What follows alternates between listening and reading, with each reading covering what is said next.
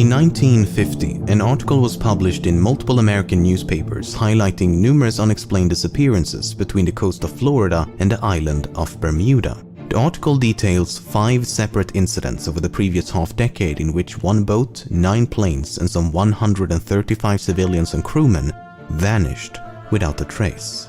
It was the first time this particular region of the ocean was suspected of being abnormally prone to nautical vanishments. But as the author failed to provide a cause for this alleged abnormality, a provocative mystery was born. In 1952, a magazine specializing in the paranormal outlined the region of interest as a triangle between the US state of Florida as well as the 2 islands of Puerto Rico and Bermuda. If this triangular shape seems almost arbitrarily selected, it's because it was. The author makes no attempt to justify their selection of this shape. Once this idea of an enigmatic triangle had been thrust upon the world, its eventual name was inevitable. A 1964 issue of the American pulp fiction magazine Argosy featured a cover with the caption, "Lost in the Bermuda Triangle." The article inside covers many of the same vanishments as the previous 2, but with a severely embellished narrative, complete with fictitious quotes and alarming suppositions. Which is exactly what you'd expect from a magazine predominantly about fiction. Few would suppose a magazine with a sensational cover like this to supply them with a scientifically sound and comprehensively researched analysis. And why would you? Argosy was targeting a very specific crowd. Those who seek to be entertained by mysteries, not those who seek to understand them. The Bermuda Triangle is, and has always been, a mystery for mystery's sake. The very definition of a legend.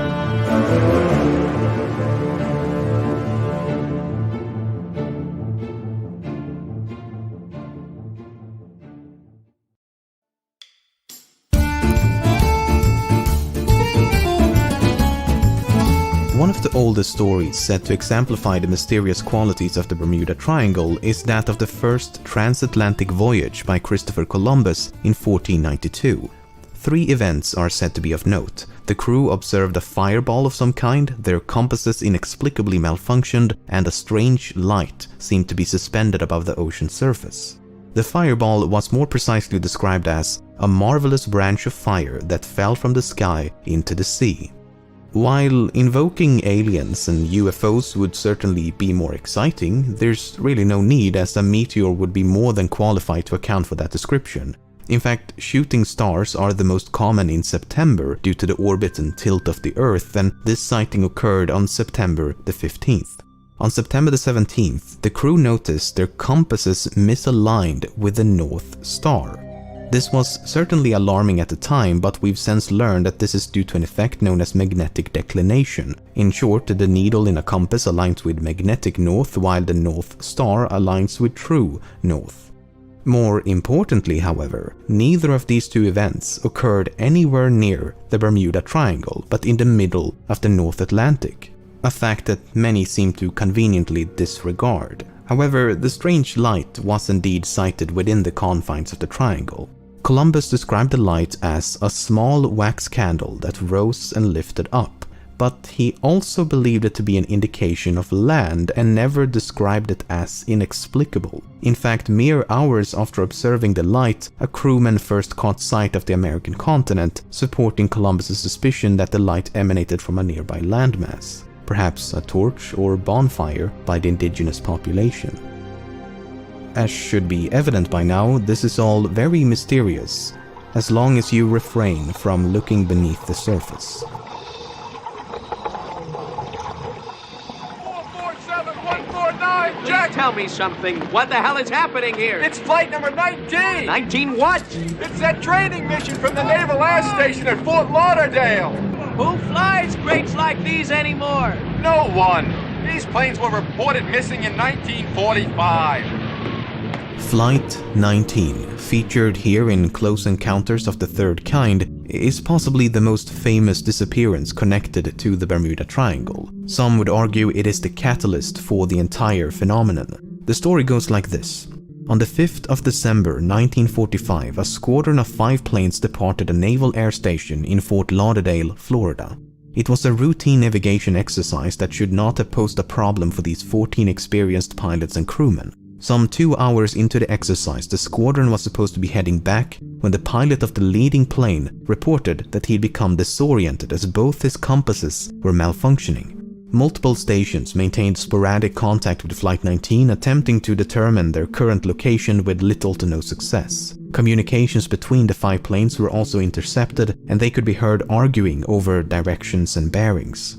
As the minutes passed, the signal between the towers and Flight 19 gradually weakened, and it became increasingly difficult to maintain a stable line of communication. Roughly 4 hours after takeoff, Navy personnel was able to approximate the flight's current location at some 200 kilometers north of their intended flight path. A flying boat with designation ST-49 was consequently dispatched to this location, but after a routine transmission, it inexplicably disappeared. 5 hours after takeoff, a final transmission was intercepted. It was simply a failed attempt by one plane to contact another, and Flight 19 was never seen or heard from again. It sure sounds mysterious, but I suspect the devil is not in the ocean, but in the details. The 5 planes were piloted by 4 students and 1 flight instructor named Charles Taylor. Upon departure, one of the students assumed the role of flight leader while Taylor merely acted as a supervisor. After turning north towards the island of Grand Bahama, Taylor believed the student to be guiding them in the wrong direction, so he assumed command of the flight. As you read the radio logs and testimonies by Navy personnel, it becomes evident that Taylor confused the islands in the Bahamas for the islands in the Florida Keys. He was heard saying, "Both my compasses are out and I am trying to find Fort Lauderdale, Florida. I am over land but it's broken. I'm sure I'm in the Keys, but I don't know how far down and I don't know how to get to Fort Lauderdale." In other words, he confused his actual position for this position. This may be hard to accept as Taylor was an experienced pilot, but then consider this. Taylor had previously been stationed as a flight instructor at the Naval Air Station in Miami, and training exercises launched from Miami took place over the Florida Keys. Prior to that, he'd been stationed at Key West in the Florida Keys. So it's entirely possible that Flight 19 was Taylor's first time flying this route over the Bahamas. Something that further supports this theory is that Taylor initially identified himself as MT-28, standing for Miami Torpedo Bomber 28. His correct ID was FT-28 for Fort Lauderdale. This growing confusion of what he knew from experience and what he saw outside his windows is likely why he came to distrust his instruments, as it's highly unlikely that both his compasses malfunctioned simultaneously. As Taylor thought he was in the Keys, he continued flying north in an attempt to reach land, but this had the opposite effect of taking them further out to sea. He was also disincentivized from turning west, as from Taylor's perspective, that would have taken them into the Gulf of Mexico. In reality, turning west would have saved their lives. Meanwhile, the weather was getting worse, the sun was setting, visibility was poor, and the sea grew increasingly violent. The logs reveal how truly desperate the situation became. At one point, Taylor informed his students, "Flying close formation, and when one plane drops to 10 gallons of gas, all planes will land together," suggesting that even in the event of a crash, they would remain as a group. He later continued, "I suggest we fly due east until we run out of gas. We have a better chance of being picked up close to shore." At this point, they're flying away from the coast, out towards the open ocean. Some of the last discernible messages reads, "Have to land on water unless landfall. We may have to ditch any minute." Then there's the flying boat ST-49. ST-49 was initially scheduled for a night navigation exercise when, upon getting a fix on the location of Flight 19, it was diverted into a search and rescue mission. After a routine departure transmission, it was never heard from again. But it was likely seen again. 23 minutes after ST-49 took off, a ship reported seeing a plane catch fire and explode upon impact with the ocean. The resulting inferno continued for several minutes, with flames rising some 30 meters above the ocean surface. Once the ship reached the location of the explosion, it found debris and a pool of oil, but no survivors. Yet another ship equipped with radar observed as a plane vanished from the screen at the exact same time the explosion was sighted. While an explosion is certainly surprising given that pre-flight checks revealed nothing of note, the plane had went aground due to a malfunctioning engine the day before.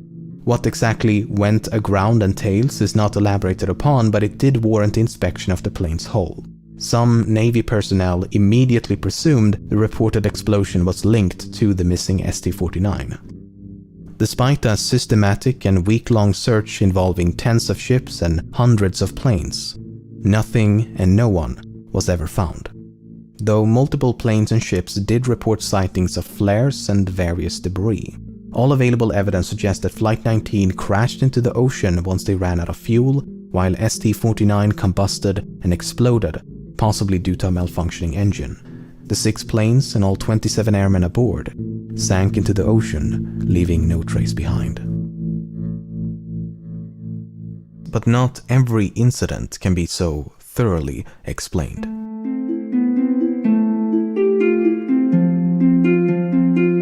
On the 17th of January 1949, a plane known as the Star Ariel departed Bermuda for Kingston, Jamaica. An hour into the flight, the pilot made a routine transmission with no indication of alarm, but the plane was never seen or heard from again.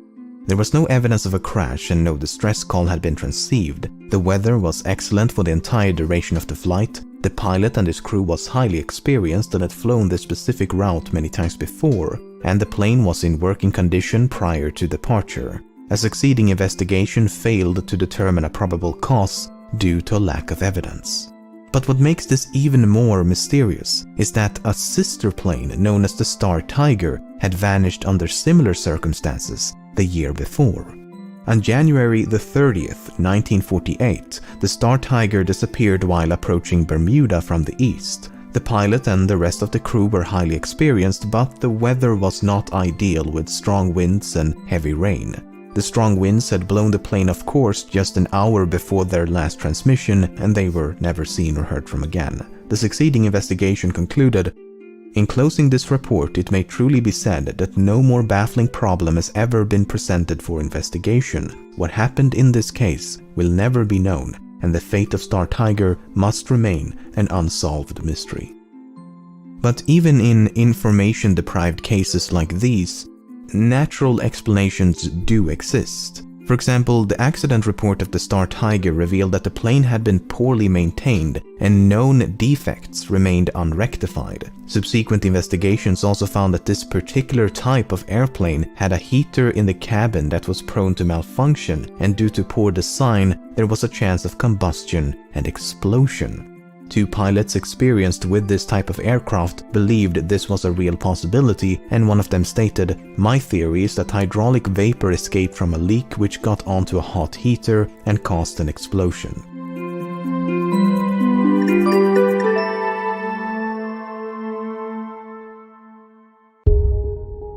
Perhaps one of the most mysterious incidents is that of the 5-masted sailing vessel Carol A. Deering.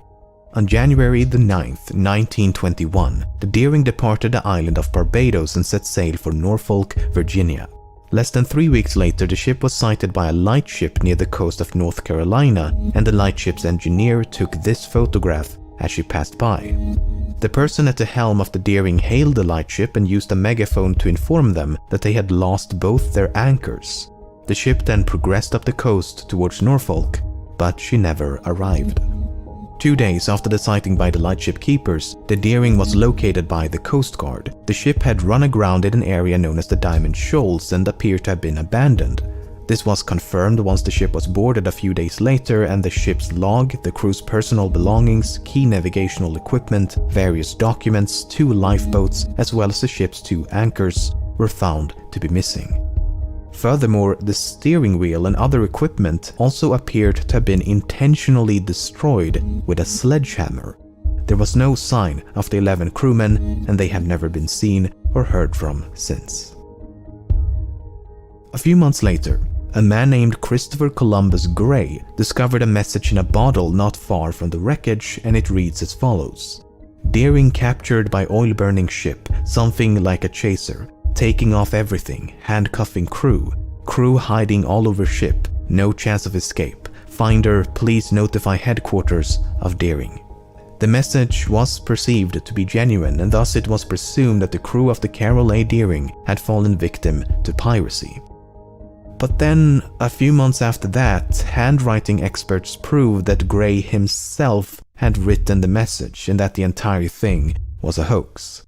But Gray may not have been too far off, as there is evidence to suggest that a mutiny took place.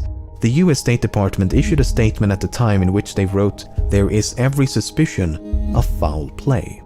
First of all, the person who hailed the lightship was not the captain. He was described by the lightship keeper as a red-headed man with a Scandinavian accent. So, me without a soul. While this description could not have been that of the captain, it was descriptive of the other crewmen, most of which were Danes, which of course only strengthens the possibility of mutiny. Secondly, later investigations found that the relationship between the captain and the crew was strenuous at best. Prior to departing Barbados, both the captain and the first mate spoke ill of each other, and the captain was concerned that the crew might turn on him. The first mate had also requested a ship of his own, and when this request was denied, he boasted that he would get the captain before they reached their destination. The first mate was subsequently arrested because of this, but was later bailed out by the captain himself, who forgave him for what he'd said. So there's plenty of evidence to suspect a mutiny. Nevertheless, this cannot fully explain why the ship was subsequently abandoned or why the crew disappeared so completely. But it gets even stranger. Soon after the Deering had passed the lightship, yet another vessel appeared. It was a large steamship painted black, roughly sailing in the wake of the Deering. When the lightship hailed the vessel, not only was the hail ignored, but the crewmen unfurled a canvas to cover the ship's nameplate before speeding away. Some have speculated that this could have been the American steamship SS Hewitt that vanished around the same time, but unless further evidence can be unraveled, there is no way to know. So perhaps Gray was unintentionally correct. Perhaps the mysterious vessel was indeed a pirate ship chasing down the Deering. Or perhaps the crew conspired to commit mutiny. In either case, numerous elements are at best difficult to explain.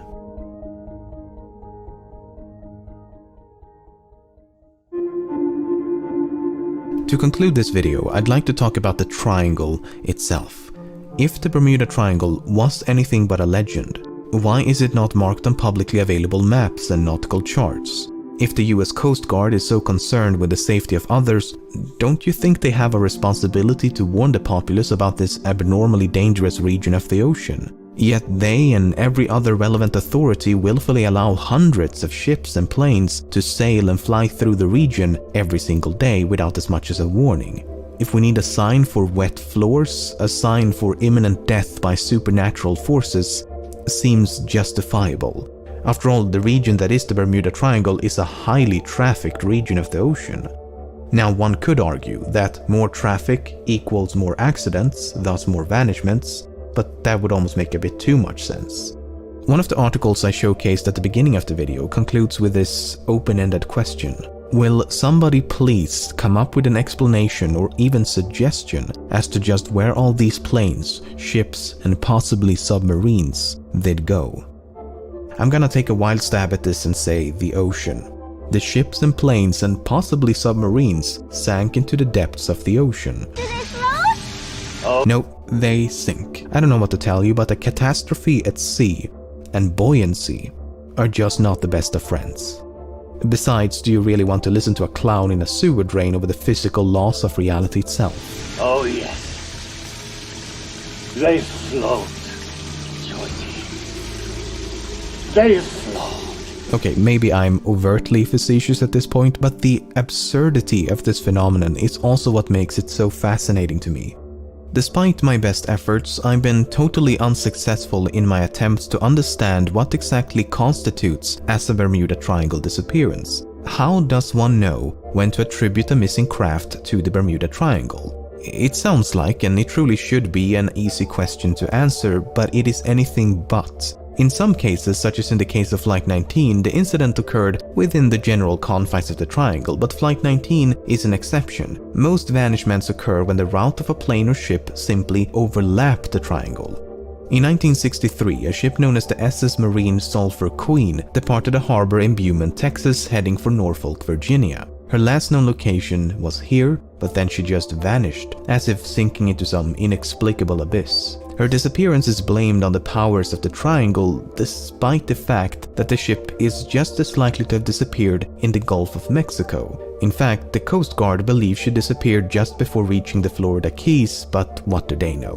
In 1954, a plane disappeared while traveling between the US state of Maryland and the Azores. It is said to be a victim of the Bermuda Triangle despite being outside its boundaries. It's even more embarrassing in the case of the aforementioned Carol A. Deering, as she safely traversed the entire Bermuda Triangle, only to go all hocus pocus once she had cleared it. Proponents will often justify these inclusions by invoking arguments of adjacent regions. In other words, disappearances in close proximity of the triangle should be considered part of the triangle. Okay, but how far do these adjacent regions extend? Is the Gulf of Mexico an adjacent region? The Caribbean Sea? The coast of Brazil? The coast of Nova Scotia? The entire North Atlantic, perhaps? If that's the case, why even bother with a triangle to begin with?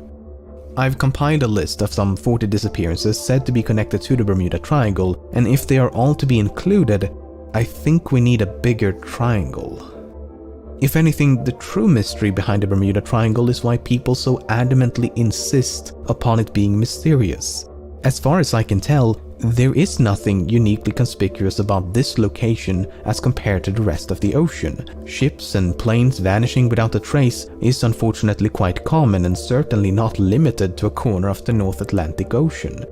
The amount of vanishments in a given area is largely dependent on factors such as the amount of traffic, the frequency of adverse meteorological phenomena, and the presence of powerful oceanic currents. The Bermuda Triangle ticks all three boxes. There's a ton of traffic, it is frequently invaded by hurricanes and storms, and it is intersected by the Gulf Stream.